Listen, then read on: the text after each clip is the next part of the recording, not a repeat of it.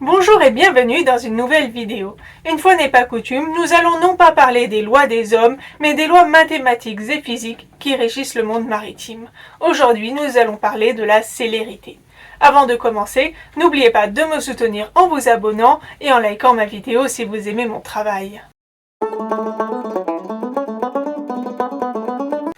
Le capitaine de notre navire de la flotte océanographique française est pensif. Maintenant qu'il a compris la propagation des ondes, qui se calcule notamment en mesurant la célérité, il se demande de quoi dépend la célérité et quelle est son évolution. La vitesse de propagation d'une onde électromagnétique dans le vide et d'une onde mécanique dans la matière est appelée célérité. Le son est constitué d'énergie acoustique due aux vibrations du milieu parcouru. En général, le son se propage mieux dans les solides et les liquides que dans les gaz, mais pas du tout dans le vide, contrairement à la lumière qui est composée d'énergie électromagnétique.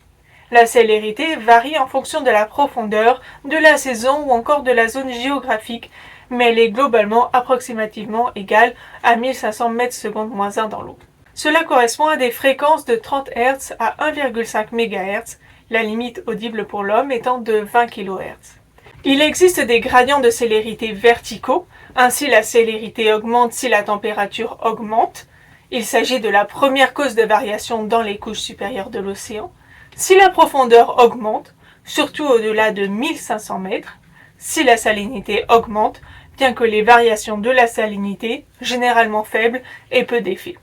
On remarquera que la diminution de la température et l'augmentation de la pression avec la profondeur ont des effets inverses et conduisent généralement au profil caractéristique de la vitesse du son visible sur le graphique ci-contre, avec un minimum au voisinage de 1000 mètres. On peut également évoquer des gradients de célérité horizontaux.